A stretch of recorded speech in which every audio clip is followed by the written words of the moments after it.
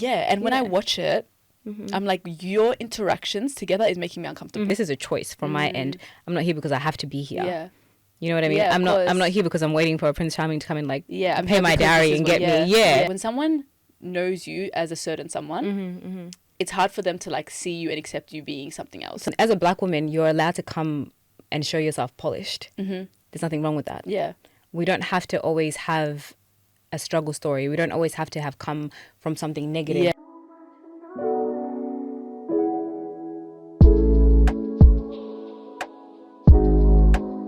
What's up, guys? It's your girl Wintana, and you're tuned into the Bittersweet podcast, where we talk about all of life's in-between moments because we're always figuring it out. And this week we have a very special guest. I'm actually really excited to have her here. This is like girl crush vibes, by the way, for me anyway. But I love that. This week we have model, beauty, and fashion content creator Winnie Manyang. That's What's me. up? Hi, Winnie. Do you go by Winnie as well? I was gonna say it for the podcast. You know, people call me Winnie. Really? It's I have like a feeling. Yeah. I have a friend that calls me, she calls me, it's a joke, but it's not even my name, but she calls me Windita. And she Windita? calls me something else. She calls me Whitney. Whitney. She Okay, calls me Winnie's a good one. I haven't heard a that whole before. bunch of other Winnie, but my name is literally just Winnie. It's Your not a name's just nickname. Winnie? It's not, it's just Winnie. I love it. It's just Winnie's Winnie. such a cute name. I get Yeah. that as a nickname. I've always had Winnie most of my life, and then Yeah. people change it to like my close friends will call me Win. Win, yeah. But yeah, it's I get Winnie. Win. I get Win sometimes. Do you too. get Win? I'm like, guys, So it's already so a cute. nickname. Like Winnie is already a but nickname. Just keep it. feels as endearing Winnie. to me. Really? Yeah. I don't know. I feel like Win to me feels like, you know, when you have coworkers who just kind of like nickname people. I think it's like an Aussie thing to just nickname To people. nickname Win. Or just to nickname anyone. Anyone, Like, yeah, it's, yeah. You know, you Yeah, need they a Michael shorten and they're like, everything. oh, Mike. Like, Yeah, that's what yeah. it feels like to me. So it doesn't feel very endearing. It just feels like... It's Maybe just a for me it's cultural like the thing. next. Okay, I don't know. I see it as like because it's Yeah. Wintana, and then it's like Win. I don't know. I find it really Yeah, endearing. yeah. But I love it, guys. We have another Win. What's your sign? Because maybe we have a. I don't really believe in... I know it's not signs about that much, believing, but I'm a it's about relating. It's not I'm even a about type of believing Scorpio, it. yeah. Okay, I'm a Cancer. I was like, I thought we were gonna do like a double. Oh my God, that would have been insane. But yes, I wanted to. Before we get into it, guys, let's actually give Winnie her flowers because you've worked with brands on brands on brands. Thank you. Notable brands such as YSL, Jimmy Choo, Fenty, Mecca, Maybelline, L'Oreal. Like, the vibe I get from you is like the bougie, but cool older sister. I love that. Honestly, that's I what you love give. that. I hope that's how my little sister feels about me. But How many siblings do you have? I have... Gosh, sometimes I have to even think about this. I have 5. I'm one of 5. Okay, girls or Yeah, all I girls? have 2 brothers Yep. and 2 sisters, and then myself. Are you the oldest? No. Okay. I have an older sister, an older brother, then me, Yeah. and then a sister, and then a little brother. Okay, so middle child. Yeah, kind of, yeah. I had middle child syndrome growing up, can't lie. Same. I did too. Yeah. I'm like, it's weird because you're like, when you're 4, are you a middle child? But I am technically because 4, I'm like, there's the 2 of us in between. Yeah, you definitely are. Yeah. Yeah, middle and a half. So how are you today? Good. I feel good. I feel pretty relaxed. Yeah. And I'm really happy to be here because I've never been on a podcast. I love having like first time podcasters because Yeah. it can go anywhere. It can go anywhere. Yeah. And I feel like we've all had our dreams of starting a podcast. You know, when you're just You know chilling when with you're your just yapping friends, with your friends, and you're yeah. like, wow, this could have been a great podcast episode. That's literally me. That's how it started. I'm just Yeah. like, wow, I love having all these conversations. We should start a podcast. But I wanted to before we get into like all the topics, I want you to explain, or like not explain, but like tell people who might not know you or have seen your stuff, like what you do and how you got started in the How I whole got content started. game. Yeah, thank you. So I, like you said, am a content creator for the most part. I do model here and there when the opportunity arises, but I would say that if I had to give myself a title, I would say that I'm definitely a content creator, a beauty content creator. Yeah. I do a lot of like makeup, skincare, that kind of stuff. Occasionally you might see me do a little fashion something. Yeah. But that's my main thing. And how it started was I was signed to an agency in 2019. I was scouted on Instagram from just making, just organic Content? content, Yeah. posting a lot. I started traveling quite a little bit. for the first time. I'd never gone to like, Bali or anything close by. I just went to Europe straight away. All the time. It's always Europe for us. Yeah, I went straight to Europe, and I started, posting a lot about that on my Instagram. I didn't have TikTok at the time. I don't think TikTok was actually a thing in 2019. Yeah. I don't think. And then, somebody DM'd me, and she was the director of that particular agency at the time, and she asked to meet me. And I was like, oh, okay, as well. Like, I didn't really understand what the content thing was like. Yeah. Really? Okay. And I did follow content creators, particularly like ones in the US, other like Black women and so forth, but it just never seemed like something that I would pursue. I've always been somebody that kind of followed the traditional educational path. Okay. And at that particular time, I was taking a break from my studies, but I'd always known in the back of my mind that I was going to go back to uni. I was one day going to become a psychologist. Yeah. Really? So so it was never really on the cards for me as something that was ever going to be serious, and now it's my full-time job. I love that. It's always the ones that we just never see it coming as well. Like, I always feel like but I mean, like, maybe it's just something that you just naturally, like, you just had the talent for it. You know what I mean? And it's like, do you feel like it was like that? Well, so they signed me initially as a model, and then COVID happened. Okay. So there was no modeling happening. And so a lot of the brands that I would have worked with, in person, started kind of sending briefs of things to do online, and can we like shoot this on Zoom, and can we do that? So that's kind of how that came about. It happened by accident, to be honest. And then post COVID, all of the briefs that I started getting were just for content. Yeah. Okay. And not so much for modeling. Yeah. So you went into that I went into that. Yeah. I feel like when I see modeling and content, though, like now everything kind of works hand in hand, right? Yeah, they go hand in hand. Yeah. Yeah. And I think being falling in that bracket, you kind of have to sort of become the brand yourself. So even if you do modeling as a content creator, you're sort of selling your brand as a whole, not so much as like if you were just a model and you're just there as a mannequin. Yeah, it's very different when you're a content creator, and you have it's even nice as a content creator because you have, like, when I go through your content, it's like I can see the person behind the content as well. Like, you're talking, you're giving us vlogs, you're like giving us your thought pieces. Like there's so much more. And I think now, like, the way we're moving, like, community is bigger than, I think, just like individuals doing so, like bigger than, how can I say it? Like, I think people are really loving community more. Like, when you're from a brand perspective, they want to see, like, who's the audience, who's the community. And then if I'm watching, like, I don't think celebrity culture is as big anymore when you compare it to, like, random, like, one-on-one individuals or, like, influencers. Am I saying it right? No, I hear you. Do you get me? I hear you, yeah. Like, there's more longevity when you have, like, that creative control and you can, like, build your own brand yourself. Yeah, and it's easy to connect with people. I feel like people can relate to you a lot more.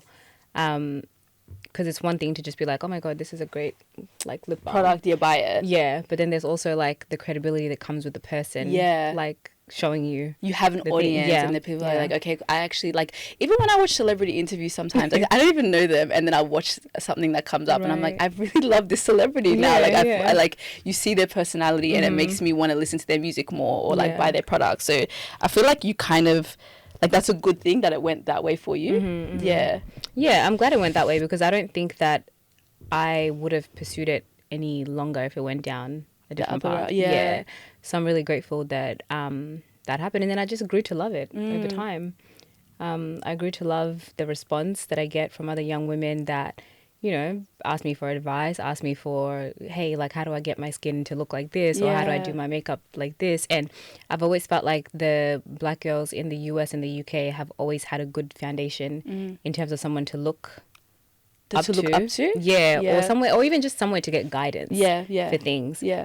Whereas growing up, I don't think that we really had that. We didn't have that. I thought wait, are you saying the Black girls in Australia or the in Australia? Yeah, in Australia. Had a good foundation? No, we didn't have a good foundation. Okay, that's why I was like, the Black girls in the US and the UK, I feel like had 100%. Because you had like your Patricia Brights, 100%. you had your Jackie Inez, all the Mella Child, like, they were fantastic, and we just didn't have that in Australia. Have that at all. Yeah, so I think that that's one of the reasons that I really like grown to love this job. Yeah. And one of the reasons why I feel so passionately about it. It's so, and I love that you, like, that's like a drive for you as well, because I feel like I don't know. I think the black girls in Australia, we band together a lot. I feel like because we genuinely don't have like. I mean, it's a beautiful thing that we do it, but it's like we never had those influences growing up. Like even when I think about school, when I think about even starting this, I never saw someone that was doing something like this. I would see Fuzzy or like someone on like MTV or whatever, but it was never like we just don't have that kind of representation. So I think this generation now though.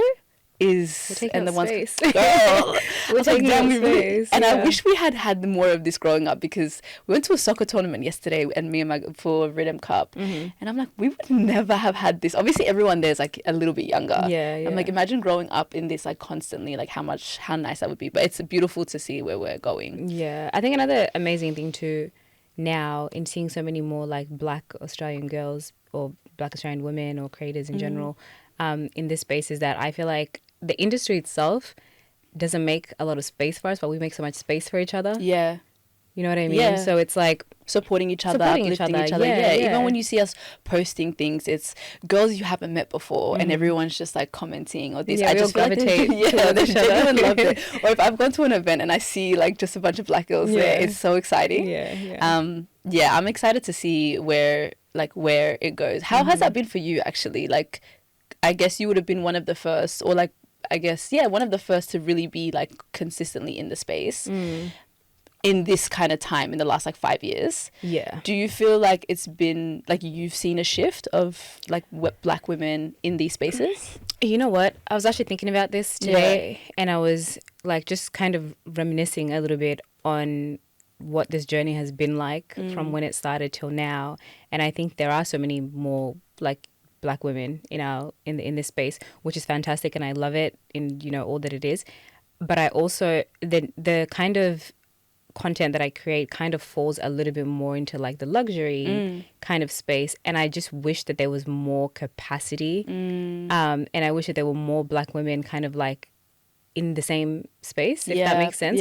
So it's like, as a content creator as a whole, I do feel like there has been a shift and there are more black women doing what I'm doing, which I love to see, but I just don't feel like in this particular space. And I feel like it's because, like luxury and like soft girl content, people kind of associate that with white women. 100%. To be honest. And I feel like it gets to a point sometimes where in this industry, I have felt a bit like a token. I can't lie. In the space that you're in the space that I'm in specifically, just for myself, I have felt like that. Occasionally there are events and places that I go to where it's just me and possibly maybe one other ethnic, not even one other black girl, one other ethnic in general. And that hasn't always felt good. Of course. Because when you go to a space and you're thinking to yourself like, okay, cool, am I just like your diversity hire? Or what does this actually mean for the quality of work that I produce? Because in my mind, I'd like to believe that I'm in this space because I've earned it. And I'd like to believe I'm in this space because of my hard work and, just everything that I have put into this role as a whole. But then you get to a space and you see, and comparison's always a thief of joy, don't get me wrong, but you go to a space and you see people that are not, the kind of content that they're producing doesn't really align so much with that particular brand as much as like what you're producing, right?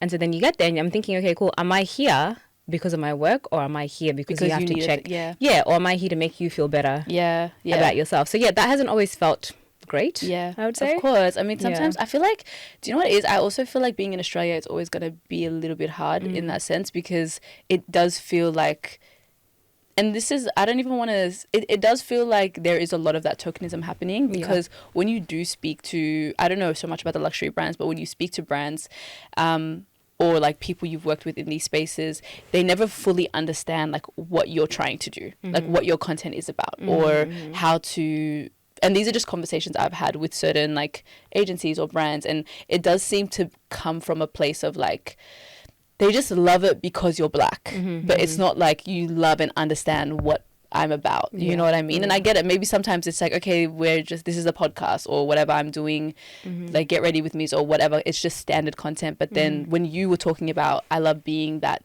it's like the inspiration for the next generation or black women to look up to, they can't relate to that. And that, I don't know, I just feel like, again, it comes from, in Australia, I feel like low-key, we're still trying to convince them of that conversation. When you go to the States, they're hiring people because they understand the importance of it. The importance of it, we're just behind. And I feel like there's this weird which is a very common thing that I seem to kind of like run into a lot. Whereas we're always expected to have a struggle story. You know what I mean? I'm so sick of hearing, right? like, yeah. We don't always have to show up on the internet as like a, I need to figure out how I want to put this. But basically, you can come on, as a black woman, you're allowed to come and show yourself polished. There's nothing wrong with that. Yeah.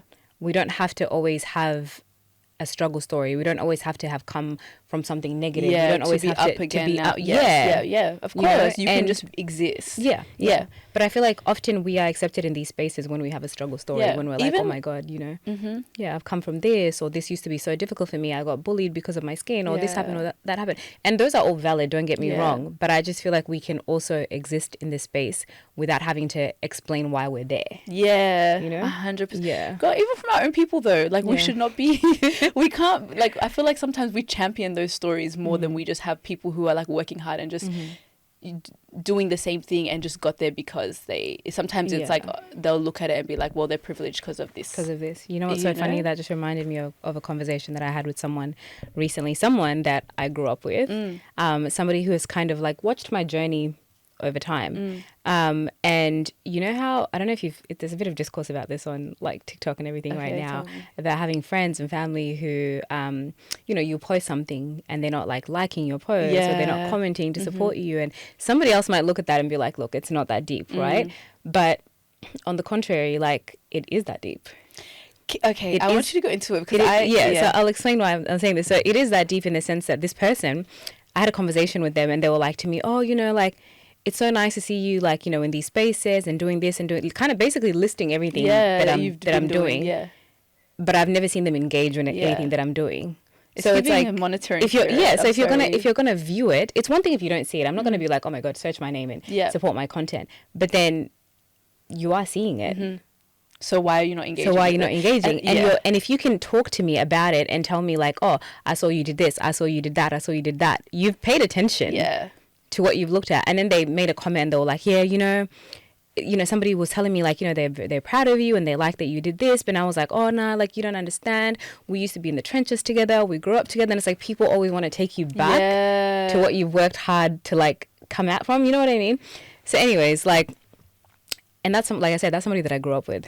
I think sometimes people like don't, what I've clocked with some people is like they are, I don't like using the word jealousy loosely. I don't like just saying it. Of course. But like, I feel like some people can't picture certain things for themselves. And then when they see you doing it, they don't like that you're doing it because they can't see themselves doing it for themselves. Do you know what I mean? And so they start to feel they're stuck and they can't see themselves like reaching a certain potential. And they're like, how are you, someone I grew up with over there and I'm here? And so I feel like it comes from a place of like just very like insecure about where they are and just like low-key not happy for you, you know? And I think it's best to just keep it to yourself. 100%. Just don't say it out loud because I'm like, I don't like to probe. Yeah. You know what I mean? I'm not going to like check and see if you're like doing this or doing that. You know what I mean? So just don't even acknowledge me. Don't even acknowledge anything. And it only got weird because you acknowledged it. If you had never like mentioned that I'm seeing this and I'm seeing this and like, oh, somebody said that they were so proud of you and I was like, oh, you don't understand where we came from, If you never said any of that, I promise you, it wouldn't have been an issue. I know, I get it. I don't know, like sometimes I'm like, I can be an overthinker. So I'm just like, I don't want to be that person that's always like pointing the finger and being like, oh, people like, you know, people have their own reasons to not do things. It doesn't really matter, to be honest. Is it? Yeah. But what I'll do is I'll always clock it. I'll always clock it and I'll acknowledge it in your mind just so that you have for your own self-awareness. And know how to move accordingly. Because I just find it very strange when sometimes, I don't know, where people like don't, like they're not there to give you your flowers or they don't want to, even just a simple one, but then later they'll come back and they'll be like, girl, what? We're not girls. We're not, no. We're not, but I don't know, I find that's very weird, and it's weird when it's friendships, it's weird when it's people that you know, but 100% it's also the space that you're in. I think people are just going to be seeing another thing too, that just what you just said just reminded me is that you probably see this a little bit too in like, you know, the work that you do as a content creator and, you know, with your podcast too, where people tend to not take this seriously as a job. They'll be like your little. Do Your you know how many times people are like, I yeah. see your little TikToks. Yeah. Little Or like I'd podcasts. be exhausted after going to like 5 events in a week, having to because an event is a networking event. It's like if you're going to a conference and you're 9 to 5, it's the same thing. I actually don't care what people say. It is a lot of, just because it looks like you make it look easy, like that's because you're doing your job right. It is a lot of work to attend, be able to be switched on, talk to people, go home and then edit and make sure you're putting all this content out. Right.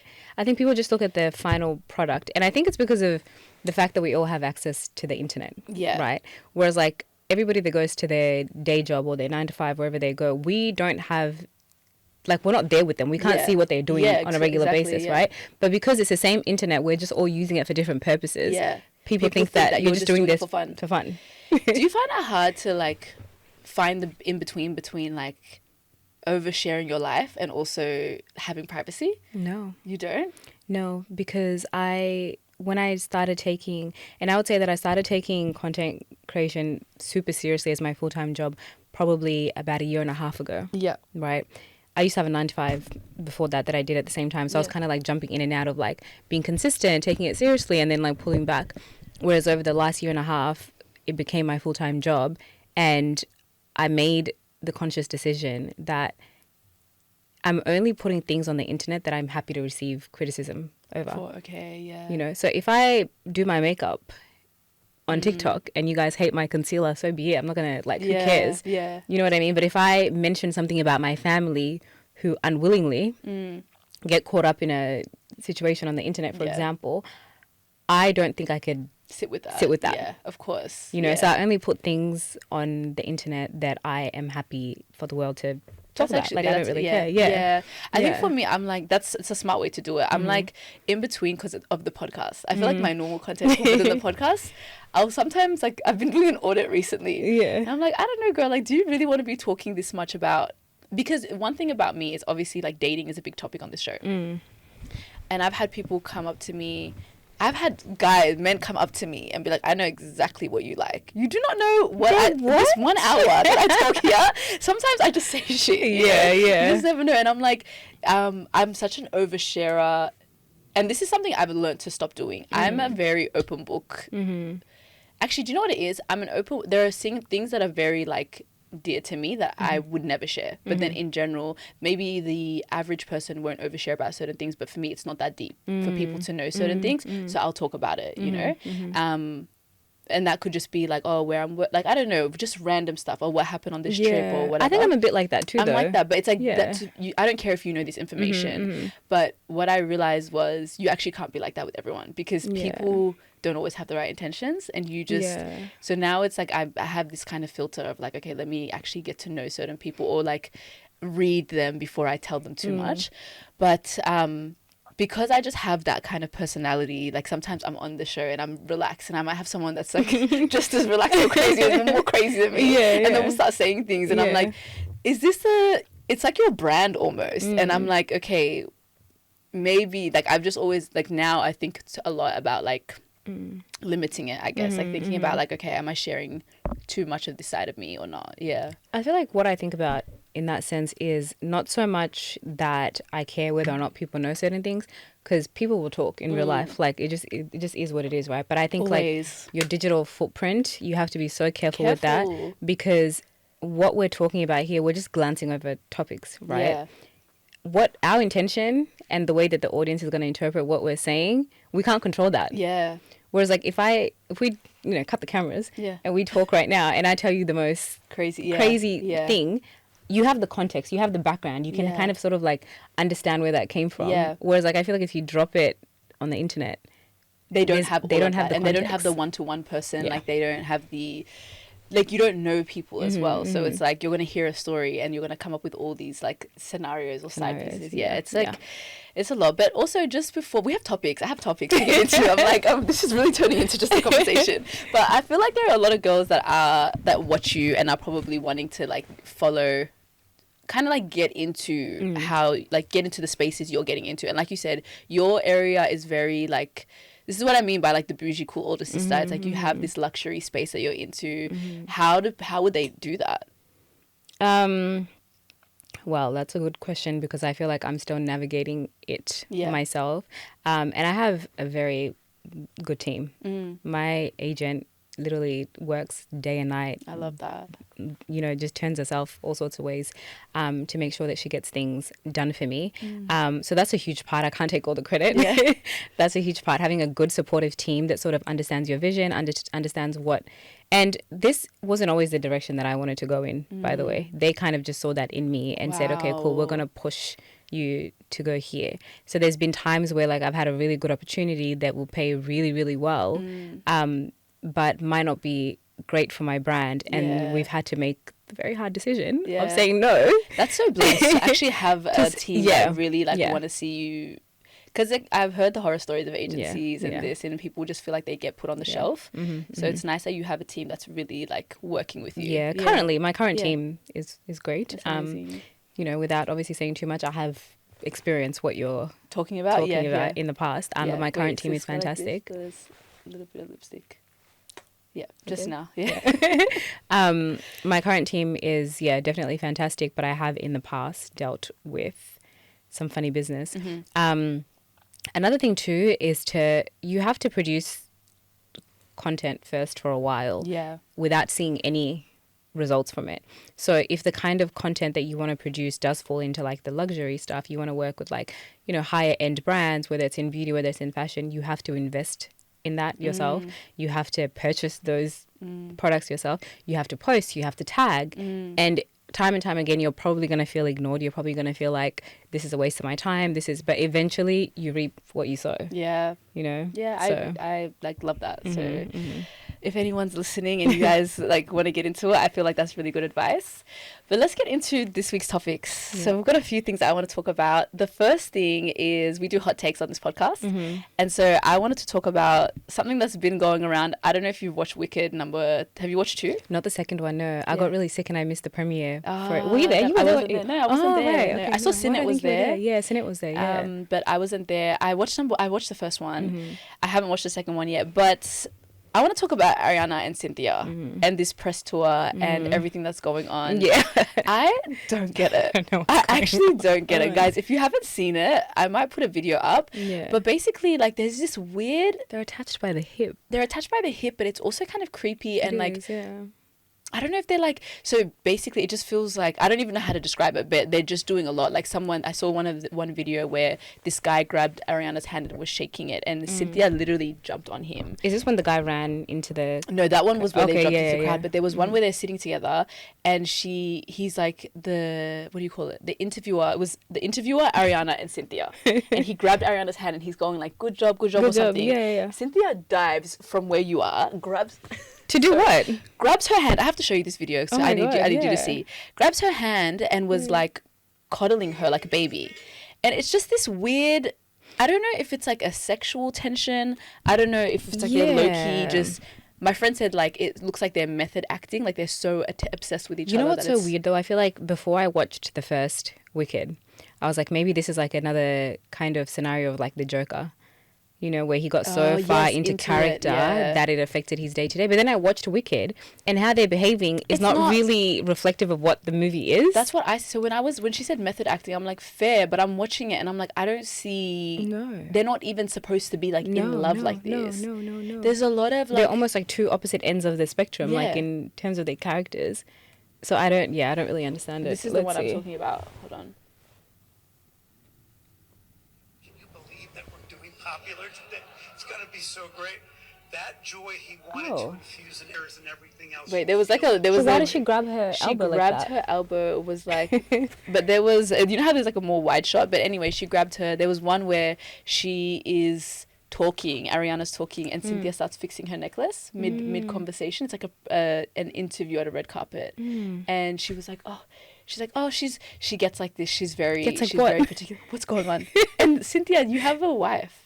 She's with I didn't even realize that either. Do you know that producer? Her name's Lena. I didn't realize she was married. She's married. I'm pretty sure she's married. I'm pretty sure that's her wife. But it's just a very strange... And Ariana has... I don't know about Cynthia that much. I haven't really followed her career up until Wicked. But Ariana's very, very, very different now. Yeah, to how she to was how she before? was. In what way? Just her demeanor. Yeah, her demeanor yeah. is really different. She physically looks very different. Yeah. So This yeah, is it's Lena, like, by the way. I don't know if you've seen her. oh yeah, no, I have. Yes, Oh, I yeah. didn't realize they were together. So Okay, they're gotcha. together. I don't know. I think maybe it's a long-term, relationship. So they're married. I thought they were married, but are they? Let me check. Yeah, it is a bit of a. It's just odd. It's like, Odd, what is this? sticky one. Oh, I think it just says they're in a relationship, actually, life partners. Mm. But she's been known to have an affair before, Cynthia.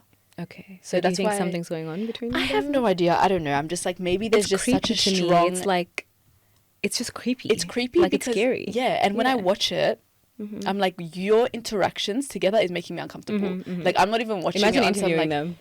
I feel like I'm really uncomfortable. They're like, Yeah, and they finish each other's like sentences. And Yeah, they it's just strange. they I've never seen overly anything like it. say when they say thank you and like things to the interview. I'm just like, I don't. Are you guys on drugs a little bit as well? Like, It almost makes me feel like they think that we know something that we shouldn't know, and they're trying to like, okay, you know when, like, let's just say I came in here paranoid because I think that like, you know something, or that like you know they're trying to hide. They're trying to hide something. That's the vibe Yeah. that I get from them. But everyone's like, what are you talking like?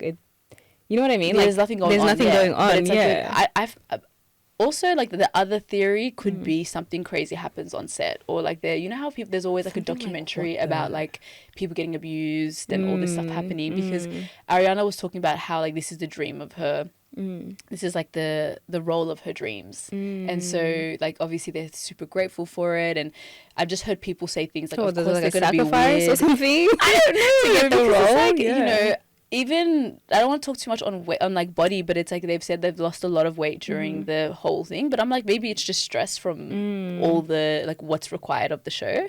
But I don't know. I just think something is very strange. It is strange because when you watch the movie, like I said before, it's not very reflective of that kind of behavior. Yeah. Like it just doesn't make sense.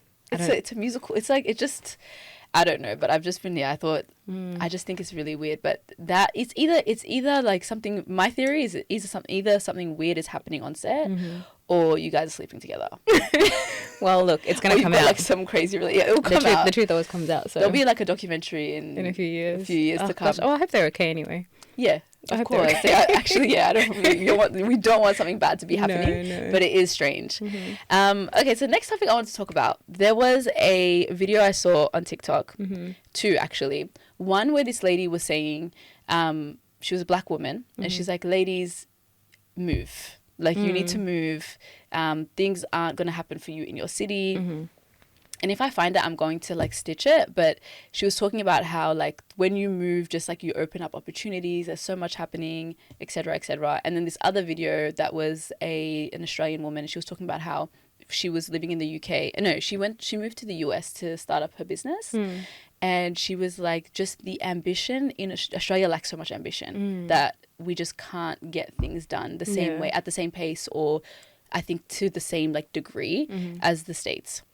And it really got me thinking about how like from the ages of like 25 plus, 25, I feel like 25, 30 is like this bracket of women who are just moving or like thinking about moving or whatever. I've had maybe 3 of my friends and my sister move in the last like 3 years. Wow. They moved to the UK. Yeah.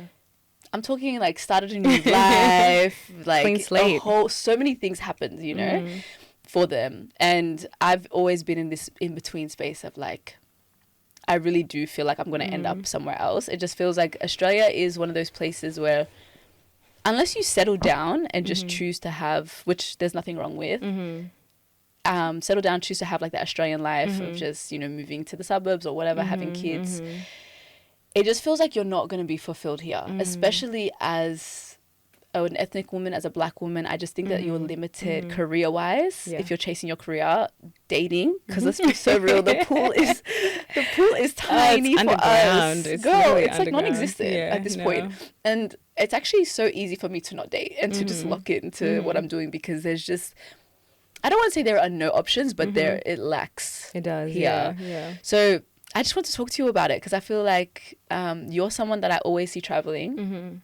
you're someone that just tends, I don't think, like, every time I look at your content, I'm like, I don't know if she's I didn't even know if I was going to catch you for this podcast, because you just seem to be out. So I'm like, you just seem like the perfect person to have this conversation with. What are your thoughts on that, though, moving abroad? I get an itch. I'm telling you, I get an itch when I'm like here. And I'm like, I need to go somewhere. I need to leave every time right now. No, but I do genuinely agree with how limiting Australia can be. And I think that in everything that we do, there's only so much of it that you can do. Yeah. The sky's definitely the limit. Yeah, it really is the limit. The sky's definitely the limit. Strong glass ceiling. Yeah, it's definitely the limit. And I think that part of the reason I think that a lot of young women now, between those ages that you mentioned, are leaving and doing other things is well, I can't speak for everybody, but personally for me, I grew up in a pretty traditional household, right? Yeah. Where you're supposed to stay there until your husband comes and gets you, and then, you know, that's the only time that you can leave out of the house. And I think that a lot of young Black women are becoming so liberated now. We're seeing the world from such a different lens, and there's so much out there. And I think that once you travel one time, you get wake the bug, and you just can't believe how big the world is. That Australia is literally a bubble. Australia's like this, it feels so small, and you feel like, it's not everyone though, because I have seen people that are just like, I don't want to travel, I want to have like that lifestyle. But that's because they haven't done it. I don't know anyone that's gone and traveled and then come back and had that same opinion. But I know people that had that opinion, and then once they've left, they've been like, oh my God, like what was I thinking? I've had both. No, I've had people that have been like, wow, that was nice, but like, okay, they just see it as that's like it's not something that they want. And I used to be like, what are you talking about? It's not their journey. It's not their journey. Yeah, it's like it's crazy, but to me it's like that feeling of like the world is so big, like there are endless opportunities, possibilities. You don't know where you could end up or who. For me, it's like you can meet people, you see things. It's just so inspiring to be outside. And then Melbourne is like home. Like it does feel grounding, but it does feel so limited. That's, you know what, it's limited, but I think it's also a huge blessing that we have so much stability here. And it's an option for us. It's an option to be like, it's a good cushion to have. I think knowing that like you can always come back to something that is predictable is really good. Yes, like I do feel like I've always said long term I can see myself settling here. Same. But I mean, if life is good and things are working out, I mean, I could be anywhere. But I do see like Melbourne makes the most sense. Also, I love being around family and being close to that, so that makes sense for me. But I don't know. I think the whole thing of just like what I feel like when I'm here is there are a lot of expectations. Like family expect me to be a certain way, friends, not in a bad way, but it's like when someone knows you as a certain someone, it's hard for them to like see you and accept you being something else, and for you to explore other parts of you. So like even when I was abroad, it was like I fully got to like just do whatever, because like, people didn't know me. I made new friends. I got to just kind of explore myself. And I feel like that every time I go overseas, and if I'm like I know that if I settle somewhere else, I can really like push myself to do the things that I want to do, and kind of like, it's not being myself, but it's exploring new sides of me. And I don't think you can do that in your city. I think that there's just too much expectations. And I like when you go somewhere for the first time, those people are meeting you where you're at. You know? They're meeting you in that age that you're at, in the mindset that you're at, in just whatever stage of your life you're in is where they're meeting you, right? And like you said before, it's very difficult for people that already know you to adjust to that. Because that whole thing of like, I saw your little you're doing your little 1-2s. No guys, let me be free. But I think it's a thing. It needs to be low-key needs to be studied to see, especially with Black women, the move. But my sisters are thriving. So where are you gonna go? Where do you want to go? Girl, I want to go to America. I feel like I mean, it's kind of controversial to say that now because of how crazy it is. But I feel like London's like the next easy step for me. And I could see myself there, but I feel like I love the kind of mindset of America. It kind of feels like you can do... London feels, the more established Melbourne is getting, feels like a bigger version of Melbourne. Right. More Black people, more culture, I guess, and they have like been doing it for a lot longer. But it doesn't feel far off from Australia. It feels, especially Melbourne. Obviously they've got a lot more going on, but America just feels like the world is your oyster. Like it just feels like you can kind of do anything. I think endless, right? And everybody has like this very collaborative mindset there. So I mean, guys, we'll see where I end up. We'll see if I even go. But I've definitely been thinking about it. What about you?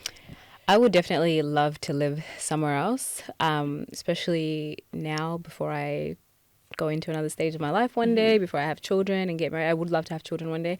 And I think that in the meantime, before that, I would definitely love to live away from Australia. And I've never moved out of home, by the way. The only time that I am not in my family's home is when I'm overseas for the most part. Really? Yeah. Okay. So I kind of just feel like I need to just have my own space. 1,000%. But like in another country. Yeah. It makes such a difference. I did that. I moved out of home actually in 2020 with my sister. And then I moved back now. Like I moved back earlier this year. It's been it has been nice though, like being back at home. Back. Really? Okay. Like because when I moved out, I felt like I was, not that I was too young, I was like 24. And then I moved out and it was a bit like, I felt like I couldn't go back. And I'm like, damn, I feel like I left a bit You can early. always go back to your family. I came back, but you have to come back with kind of like a, hey guys. Yeah. Can you let me like humility, like. Yeah, you know what I mean? You have to be. Leave your pride out the door. 100%. It's like, even if I don't like things, I'm like, this is not my house anymore. I can't come. Well, it's my house, but you know what I mean? But it's nice to, I feel like if I was to move again, it would be overseas or if I'm like settling down and like I have like my husband, all that kind of stuff. Otherwise, I just don't see the point in moving out of your family's home. You're right. Paying so much money to be down the road. You know what I mean? Like if you're going to move, literally move. Get up and move. Yeah, yeah. You know what's so funny? You know, do you ever like get to a point now? I don't know if you feel like this, but like you're at an age where like the things that your parents say to you click. They click, but sometimes they also just fly over my head. Where it's like I know that we have had two different life experiences. Yeah. Your like brain has developed to a certain extent based off of your life experiences. Whereas I have different life experiences to my parents. So there's certain things that like the younger me would be so offended by if I heard my mom say, you know, XYZ to me. I'd be sick. Like, oh my God, you hate me. Yeah. But now it's like I can hear it and just be like, it's just not my journey. Yeah. I get that. You know, it's just getting not my journey. offended by that. I feel like I have a barrier. Like I have some sort of like thick skin when it comes to that. I mean more like the thing, what you just said, like why would you pay money to go over there? I'm just like, ugh, I get it, guys. But I get it now. You know what though? What about like the main thing for me that because I grew up with my mom in our house. The one thing that she's never been wrong about is friendships. That's what I was going to say to you. My mom used to say, like, just things like keep your circle, like, you know, obviously limit the people that you're around. She'll talk about just how women can kind of move in friendships. Like, she's just given me a lot of tea. And I'm always like, okay. My auntie, like, all my aunties as well, like, we're very, like, a women family. Yeah. And they say stuff and I'm just like, I used to just be like, yeah. But I'm like, wow. I used to fight for my friends. I'd be like, Mom, you don't know what you're talking about. You know, this is my friend, this is my sister, I love them down, this. And she would always be like, nah. She's like, if anything, I'm your only friend. Yeah. You know, and I was like, girl, what do you mean you're my only friend? You're not my friend. But the older I've gotten, the closer I've become to my mum. Like, how did that... I don't know. I feel like African women in general have complex relationships with their mums. And I think it's always like trying to... As I'm getting older... I'm trying to get closer as well. It's like this push and pull because my mom still sees me as a little child and I'm like, I'm nearly 30. Like, can we... So it's just always this thing of like when you... Having something where you like respect each other and love each other is different to like a friendship with them. And I think now I'm at a place where I'm like, we're not as... It's not this whole like, you're my mum, this like authority figure. It's like not that anymore. It's like transitioning, but I'm like trying to transition into friendship. Like, has that been hard for you? Yeah, definitely. There was a stage, I think, between the ages for me, I would say maybe like between 19 to about 24 roughly. Yeah. It was like a circus. It was a circus. And I felt like I was trying to prove to her that I was mature, that I was an adult. And in doing so, I became quite rebellious. And I did it with a very like hard head. Like I really wanted to prove a point. I really wanted to prove to her that like I'm an adult and I'm grown up. But in doing so, it just kind of showed how immature I was. You know what I mean? Which is so annoying because it's like, I'm not, but you won't see me for this. So, And you know when you get so caught up trying to prove a point to somebody, you really forget the point the whole thing. The whole thing. Yeah. And so that's what happened. And I had to really just take a step back and be like, wait, okay, cool. Like she was right about X, Y, Z. And so I had a conversation with her and I said like, you know, when you told me this and when you told me that, I reflected and I see that you were right. And she was like, yeah, I told you so. You know, she kind of handled it in a way that I didn't really love in the moment. But then I was like, but the reason that we got here is because I feel like you don't see me as an adult and you don't hear me out as an adult, sorry. And there's certain areas where you expect me to behave like an adult in terms of having responsibility. You know, whether it's like in the house, financially, whatever. I have these adult responsibilities, but you still don't value me as an adult, and you don't see me not as an equal. You're still my mum, like whatever, but I am still an adult in this 100%. Situation. And I think after having that conversation with her, she kind of reflected a little bit. And I said to her, I was like, you don't have to answer or explain yourself. It's just something that I want you to sit with, something that I want you to think about, because you can't pick and choose when you want me to be an adult. And then if it doesn't favor you, then you kind of switch roles, and then like you're the authority figure and I'm the child. We can't do that. I'm grown. And so I was explaining to her, I was like, you know, just within our culture, because I live in your house, I'm always going to be a child to you, even if I'm in my 30s, 40s, whatever. As long as I live here, that's how you're always going to view me. But in the culture that we live in here in Australia, as soon as you're 18, you're at the door, like you're on your own. So I had to sort of, I explained it to her in that sense. And I was like, this is a choice from my end. I'm not here because I have to be here. You know what I mean? I'm not here because I'm waiting for a Prince Charming to come and like pay my dowry and get me. I'm here because I want to be here, and because I love my family, and because this is a safe space for me. But the moment it's not a safe space for me, this can change. And I think she really took that in. And I went overseas for a couple of months, not a couple, like 6 months. I traveled for like 6 months. And that space really, really helped us. We became so close during that time. Like we spoke on the phone. The conversations weren't so big and heavy because, you know, small talk, how are you doing, da, da, da. And then I noticed I'd be driving to, you know, when I was overseas, I'd be driving to the gym or whatever. And me and her would literally be on the phone for an hour just laughing, gossiping, talking about normal things. That's so cute. Which we never did that when we were in the same house. It's having that conversation as well. Like, I think it's that too, because I moved out of home and I still didn't have, I feel like my mom still, the thing that is annoying with, I feel like, African parents is not even moving out. I think moving out to them is kind of like they see it as you're being stupid because you're moving out. You're not even buying the property. It's a waste. It's like milestones. Having a husband and getting married for them is like, oh, she's a woman now. And you're doing that, which is so jarring because it's like I'm doing what you said, the thing outside, it's not an accomplishment. And the things that I'm doing for you outside of my social life, like the way we're like, whatever, if it's finances, if it's like even just the small like document, like making sure you're in charge of all the kind of, you're the head of admin. I had to learn that when I was a kid, like the way we joke about it with my friends, but it's like there's a lot of pressure put onto us from young, but it's like you don't see us as you just see us as you were born in this country, you know how to read it. Like, and I was an interpreter when I was in grade 3. You know what I mean? That's what it's in not. Year 3, like interpreting serious government official documents. Why am I reading? But then I'm not allowed to go to the park with my friends. You know what I mean? Like read this. I'm like, I don't understand what this says. Read. So why do you go to school if you don't understand read this it? Official document? Like, okay, like you're learning all this stuff. Like sometimes my dad would give me a piece of paper. It has like a number on it, and he'll say like a last name. Butcher the last name of someone, and he's like, go do this person did it and they got this out of it, and I'm like, what is this? I'm like, I'm a detective now, basically. But it's so crazy because it's like, I love how you did that and got to a point where you could actually have a vulnerable conversation with your mum. Because I think for me, it's like this feeling of like not knowing what's going to be on the other end and feeling like, I guess there's a little bit of fear of like rejection there where you're just like, okay, I don't know how this is going to be taken. It's like, I'm trying to be vulnerable here. And if you don't receive it the way that I hope you receive it, and the end goal isn't what I want it to be, that's a really like scary feeling. I think going into that and going into any tough conversation with anyone in your life, you have to do it for yourself. And not care so much what the outcome is going to be, because you can't dictate that.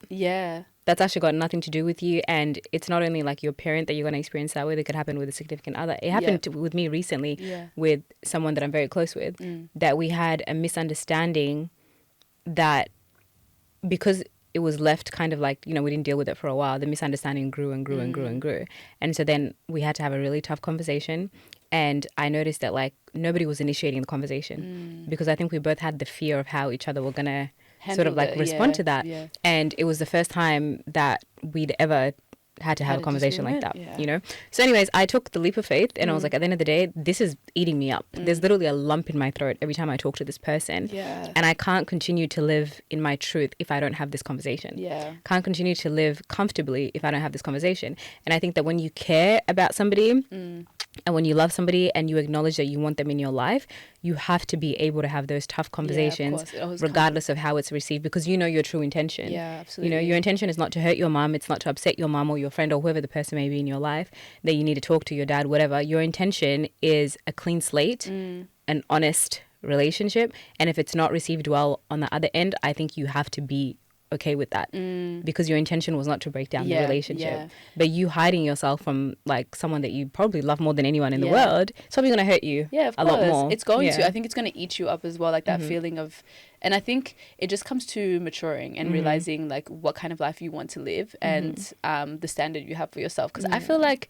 that's something I have struggled with for a long time, where I'm just and I've been working on myself a lot and really understanding how I take in rejection and like noticing when I get certain responses, it like overly affects me. And this has come down to like just building my self-concept basically. It's like really understanding your sense of self and being okay with who you are, which is like radical acceptance. You really got to be like, I don't care if this is what it looks like or whatever, like I'm okay with me. And that's not an easy thing to get to if you feel like you've always had to.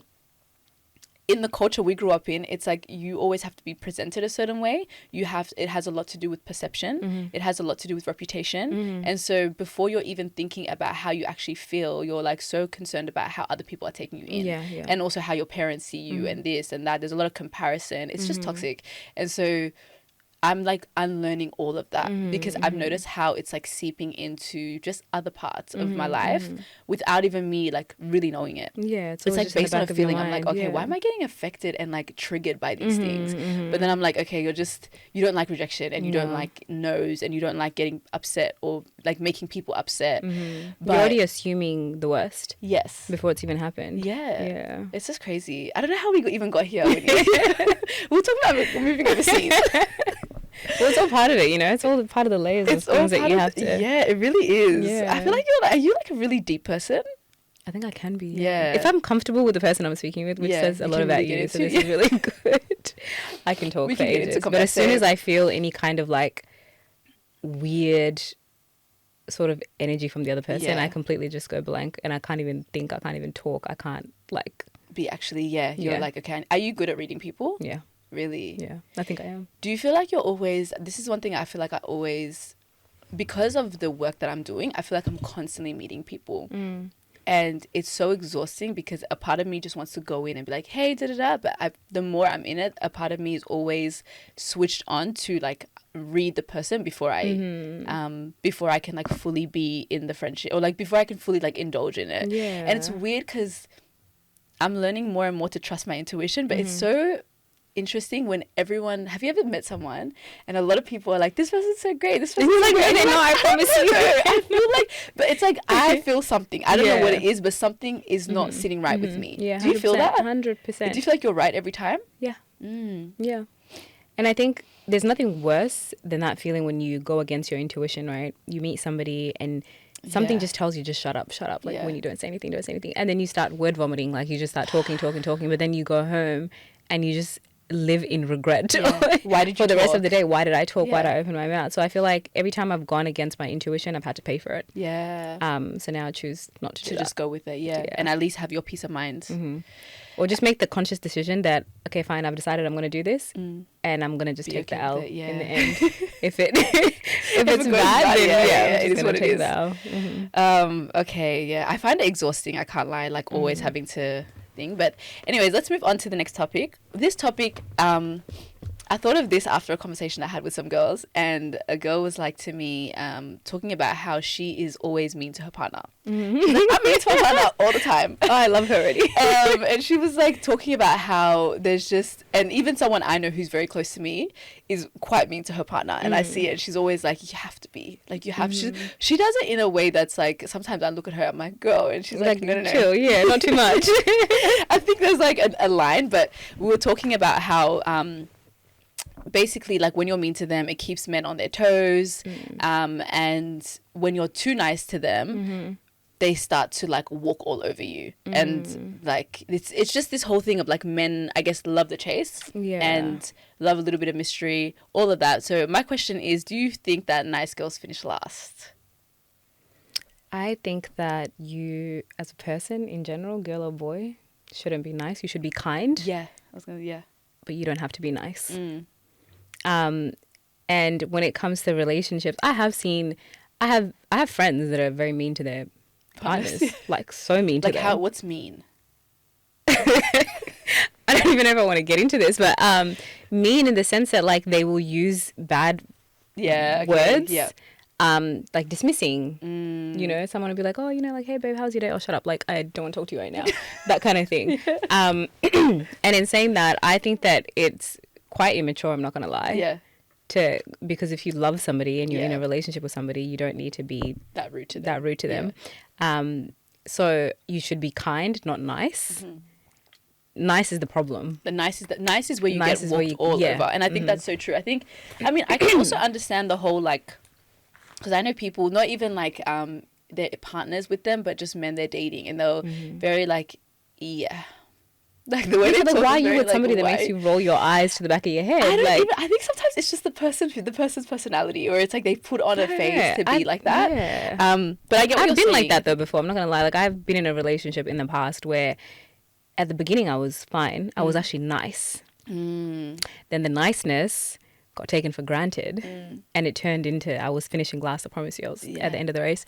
So then I started becoming mean. But I was like, being mean is so exhausting. What am I doing here? It's constantly to be switched on all the time. But I think, like, I feel like I've been in a relationship where the meanness came from me being, like, done, though. It didn't come from... It was like resentment, no? Yeah. I'm like, I don't want to be here anymore. Yeah. But I think when I hear what they say, like, I fully get it, because the conversations we're having, someone was like, I used to be the nice girl all the time. I used to always do the most, do this, do that. And then the men just didn't have that same level of respect or chase for me. It was kind of like they were used to it, and they weren't as...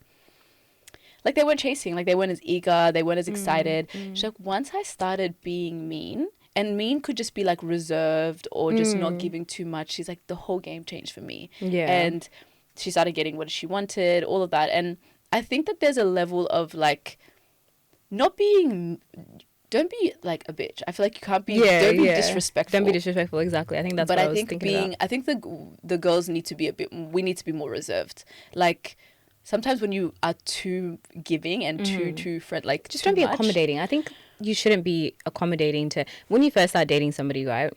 And you have your standard where you're like, okay, cool. For a first date, for example, I don't want to be in your house. I want to be taken outside. If a guy says, listen, I'm so tired from work, could you just come to my house? If that's your boundary and that's something that you don't want to do, say no from the get-go. Yeah. You know what I mean? Let that be clear. Let that be known. That doesn't make you mean. That's just you asserting your boundaries. Yeah. And don't be... I think it's also availability. Like, don't be too available. Don't be too... and don't compromise on things that... If you don't want to do it, don't do it. And the thing is about men, they actually always come back. Like, the minute they really do, Winnie. They really do. Really? Okay. Like, sometimes you just need to wait a little bit. And I think it's good when you exercise your boundaries. I feel like they will... If you were to say to someone, like, yeah, I'm not going to come to your house, and they're like, okay, cool, let's not go on this date, cool. And don't offer an alternative. Just leave it. Yeah, that's what I mean. It, They watch them come, and they will come. And I think this whole thing of, like, pandering to them or being too accessible, that's how I'm interpreting don't be too nice. And don't have a solution for their problems. Like, if you come to me with a problem, I'll tell you my bigger problem that I have, and by the end of it, you need to find a solution for both of our problems. Like, I'm not here to solve your mysteries. Yeah. I don't know. I see it, and I feel like I'm not saying be rude or disrespectful, but I am saying, like, being a little bit less accommodating and less, like, accessible. I can see how that can get you far. Yeah. And just with anybody, like, if you are convenient, if you are accessible, if you are accommodating, you're always going to be the shoulder to cry on. You're always going to be the one that they turn to for everything, and not in a good way. You know what I mean? Humans are funny like that. I feel like, And I think it's sad because, again, the whole being mean thing, it's draining to constantly be switched on and be like calculated in how you talk to someone. So that part is like annoying. You don't want it to be like that. But I feel like when people are too friendly, even in friendships, you get walked all over. And I think it's just about having respect for yourself at the end of the day and just not doing the most, because people will just see it as like, oh, she doesn't care. They'll milk you dry. Nice. They'll literally, they'll run you dry. I used to have a friend a long time ago who, you know, I think everybody has that one friend that's always in a crisis.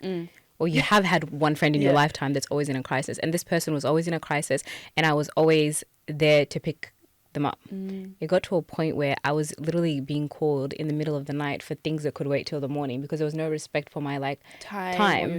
Because I would get up in the middle of the night, turn up for them, do what I have to do for them. And as soon as I put my boundaries up, like, we didn't have a fight, we're cool, but like, we don't have a relationship anymore. You know what I mean? So it's like, if you make yourself the doormat, people will step on you. Yeah. And I think that's the same thing. That's the same thing too.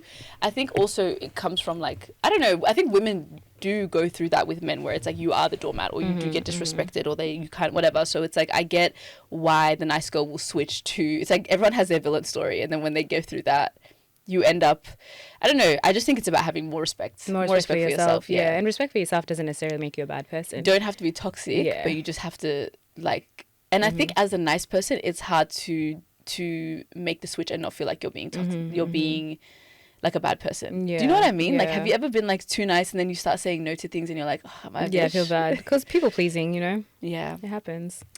Okay, well, let's move into the last, this is the last segment. It's called Bitter or Sweet. So I'm going to get you to grab a paddle. The way it works is 4 things. I'm going to give you 2 scenarios. If you agree, you say sweet, and if you disagree, you say bitter. So the first one here is pulling up to your house unannounced, bitter or sweet. When people pull up to your house unannounced. Can I do like a halfway? I'll tell you why. Okay, yeah, tell me why. So, growing up in a South Sudanese household, like relatives, aunties, uncles, my house was always the go-to house. My mum is a big she was that one person. She'll cook. She'll, you know, just, my house is always the house that somebody needs to sleep over. It's always, so I've just grown up being used to people just showing up to my house. If it was my personal house, I'm not opening the door for you. No. Even your friends? Don't just show up to my house. No, I hate it. I absolutely hate it. Personally, for me, I absolutely hate it. But I love being around people. Just tell me, because... Tell me if you're coming. If you're coming. I'm not going to say don't come to my house. But don't just rock up to my house. 100%. I absolutely hate it. But I've grown up not having a choice as to whether or not people... It will come to your house. Will come to my house. It's regardless. So it's kind of just like, whatever. I don't really care. I think I'm going to say... it's hard because it's in the middle for me too, but I'm going to go bitter, because I like when my aunties come over and when I'm at my mum's house, my parents' house. Unannounced sometimes? Well, I mean, my mum won't tell us, but they know. You know what I mean? So for us, so but it's just house. The whole like community, the whole like having people over feels warm and makes the house feel like just homey. So that is nice. If it's my own home, don't like, I'm not, even if I'm not ready or the house isn't clean, whatever, mentally. Yeah, what if you just need a bedrock? Like, what if you're just in a space, you've had a really, really long day, you need to just be in your room, and not talking to anybody. And switched on and talk to you and cater to you. And also, it's like, I don't come from a culture that doesn't like prepare things. So for me, you're in my house now. I'm making tea. I'm making a little light snack. Something has to be done. Otherwise, you're kind of like, it's just like you're sitting there and the guest is having nothing. That would make me feel uncomfortable. A couple of years ago, like my grandma passed away, right? And it was a very like sad, hard time for my family. And it was actually during COVID. Everybody was on lockdown, blah, blah, blah. Anyways, we were preparing for my mum to travel overseas for her funeral. And we had guests coming in and out of our house, right? I was so sad about losing my grandma, because me and her were really close. Like, she basically raised me for a little bit of my life when I was little. And I wanted to be in my room under the blanket. I didn't want to talk to anybody, but I had to come out of my room to make tea for aunties. You know what I mean? To the point I got COVID in the process. Didn't even know what COVID was at the time, because it was like pretty new. I felt this pain in my body, and I thought it was like grief. That was like, but I'm having to clean and cook and do all these things. That's like, crazy. That's really, our community doesn't really quite understand that when it comes to like, you know, you need your space when you're going through something difficult. So they didn't have other people coming in and doing that. You know, sometimes aunties like one, it was during COVID, so a lot of young people weren't really like in our house like that. And I feel like young people normally are the ones that will take over and do stuff. But aunties come and sit down and just yap, like, or they might cook, which is fine, but I still have to do the serving and like put everything away. And then like, you know, you had to get approvals to leave the country. So I'm waking up in the morning, going to the passport office, trying to help my mum with all, like, it was so exhausting. And all I wanted to do was just lay down in my room and cry. Like, it's like they're for sure they're overstepping. I don't know. I think obviously that scenario is crazy. I mean that's an extreme, but like that's just an example of like people just being in your space and not having and any community concern. wise, like it was fantastic that they came and my mom probably appreciated it, and they did what they did in terms of, you know, just like helping my family with what we needed at the time. They would come with tea and water and all the stuff, which was lovely. Don't get me wrong. But it gets to a point. Yeah, it's excessive. You know? It's excessive. It's excessive. 100%. Yeah. It's like I think for me, if it's like I don't know you. Like when I was saying my auntie's coming over, they're like my mum's sisters or like... So like immediate family. Immediate. Or like I have aunties that are like not like...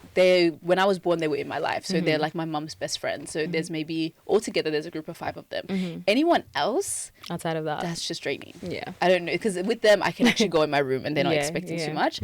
But... I think it's so that's why I'm like in my parents' house I don't care, but like in my own home, if you're coming and I have to be the host, it's so draining. It is draining. It's too much. Okay, and the last one I have for you is bitter or sweet, the quarter zips. Have you been seeing stuff about that?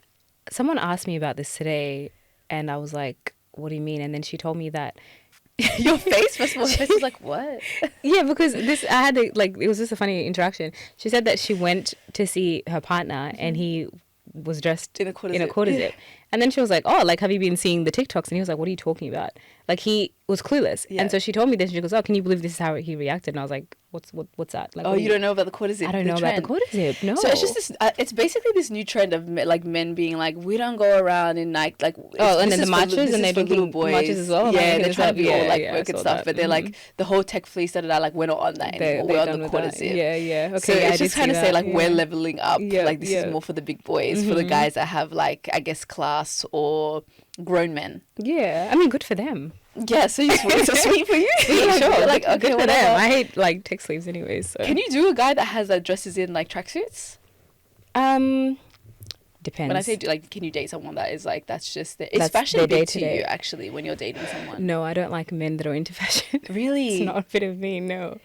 There has to be levels to what we need. Like what I mean is, okay, I don't want you wearing a tracksuit every single day, don't get me wrong, but what I'm talking about are the ones that like get extra creative. Okay, the creative, you know what I mean? That's guys, what I mean. Like, you're like A$AP Rocky vibes. Like, you're doing a lot. No, you're doing a lot. No, just dress nice. Yes, that's and what clean. I'm saying. I like a man that is well dressed though, and knows how to dress for their body. That's what I'm saying, because I think that there's a difference. The fashion guys, like, no, that's what I mean. And also the creative guys, I don't know. I'm not really like this. Like I don't need my partner wearing a skirt because young like, thug wore a skirt, you know, with the chain and the leather. Yeah, relax. No. But a man that can dress well, I think you have great. Like that's points. It's good manners, in my opinion, to dress well. I love it's actually just good manners. Yeah, it is. You care for yourself. Yeah. Because I don't know. I think just I wouldn't rule someone off because they can't dress. Because if you're a good person, we can fix that. We can fix that. You know what I mean? That's something we can work on. We can fix that, yeah. But you definitely have extra points for doing that. Yeah. Yeah. No, you have to definitely dress well, in my opinion. Just I can't do a fashionista. I can't. Yeah, no. It's not. I can't do a creative. I'm so sorry. No. I'm too unstable. I'm not stable. Like I need someone. I need something consistent. You know? Like just you're gonna be there. They're gonna be there. It's all good for sure. That's everything though on this podcast today. Amazing. Thank you so much for having me. That was so fun. How was that for your first podcast? It was great. I felt like I really know you. Like, I'm like, this is the homegirl now.